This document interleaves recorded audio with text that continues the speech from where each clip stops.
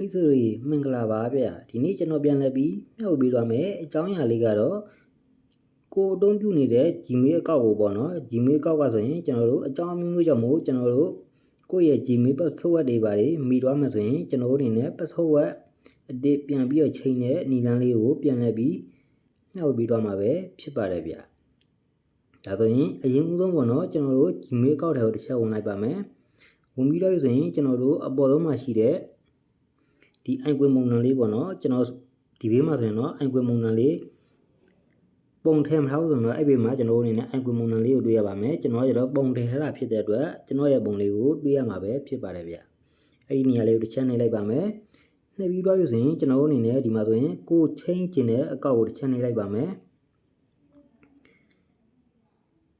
နှိပ်ပြီးတော့ပြီဆိုရင်တော့ကျွန်တော်အနေနဲ့ဒီလိုမျိုးလေးပေါ်လာပြီဆိုရင်ကျွန်တော်အနေနဲ့ဒီနေရာတစ်ချက်နှိပ်မယ်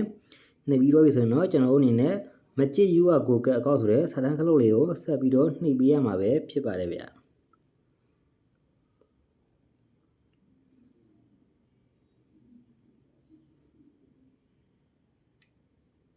ဒါဆိုရင်ဒီလိုမျိုးလေးပေါ်လာပြီဆိုတော့ကျွန်တော်အနေနဲ့ဒီလိုမျိုးလေးပေါ်လာပြီဆိုတော့ကျွန်တော်အနေနဲ့ဒီမှာဆိုရင် Google Password ဆိုတဲ့ကျွန်တော်တို့စာတန်းခလုတ်လေးကိုနှိပ်ပေးရမှာပဲဖြစ်ပါတယ်ဗျာဒီမှာဆိုရင်ကိုဒီ Gmail အကောင့်ကိုပေါ့နော်စာပြီးဖွင့်ခဲ့တဲ့ဂုဏ်တွေကျွန်တော်တို့ဂုဏ်တွေရက်တွေလတွေပါကျွန်တော်တို့တွေ့ရှိရမှာပဲဖြစ်ပါတယ်ဗျဒါဆိုရင်အဲ့စာတန်းလေးကိုတစ်ချက်နှိပ်လိုက်မယ်နှိပ်ပြီးတော့ပြီဆိုရင်ကျွန်တော်တို့အနေနဲ့ဖုန်းစခွန်လောခတ်ထားမယ်ဆိုရင်ကျွန်တော်တို့အနေနဲ့ဖုန်းစခွန်လောကိုကျွန်တော်တို့ရိုက်ထည့်ပေးရမှာပဲဖြစ်ပါတယ်ဗျခုလိုမျိုး password တွေပါချိန်မဲ့ဆိုရင်တော့ကျွန်တော်တို့အနေနဲ့ဖုန်းစခွန်လောခတ်ထားဖို့ရလိုအပ်ပါရဲ့နော်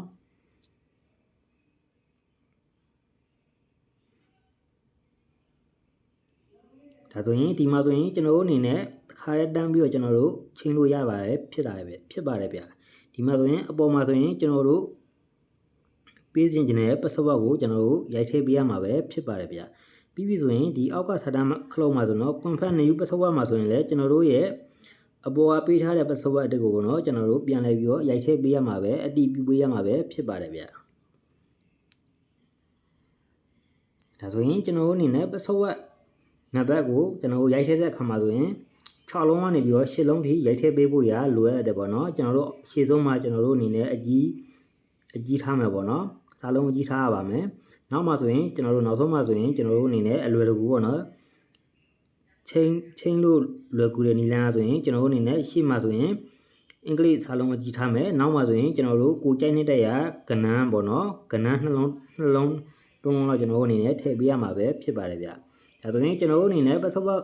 ထည့်ပြီးသွားပြီဆိုတော့ကျွန်တော်တို့အနေနဲ့ chain password ဆိုတဲ့ကျွန်တော်တို့ဒီအောက်ဆုံးမှာရှိတဲ့စာတန်းခလုတ်လေးကိုနှိပ်ပေးရမှာပဲဖြစ်ပါတယ်ဗျ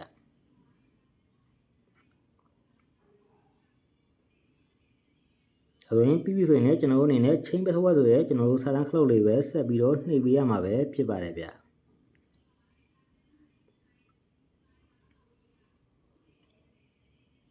ဆိုရင်ကျွန်တော်တို့အနေနဲ့ဒီလိုမျိုးလေးပေါ့နော်အပေါ်မှာကျွန်တော်တို့အနေနဲ့အခုလိုမျိုး chain password chain successfully ဆိုတဲ့ကျွန်တော်တို့စာတန်းခလုတ်လေးကိုအခုလိုမျိုးအစိမ်းအောင်လေးဖြစ်သွားပြီဆိုရင်ကျွန်တော်တို့အနေနဲ့ password chain တာဆိုရင်အောင်မြင်သွားပြီပဲဖြစ်ပါတယ်ဗျာဒါဆိုရင်ကျွန်တော်တို့အနေနဲ့မိတ်ဆွေများအားလုံးလည်းအခုလိုမျိုးဗီဒီယိုလေးတွေကိုကြိုက်နေတတ်တယ်ဆိုရင်ကျွန်တော်ရဲ့ Facebook ပေါ့နော် Facebook page ရဲ့ကျွန်တော်ရဲ့ YouTube channel လေးကိုလည်း like and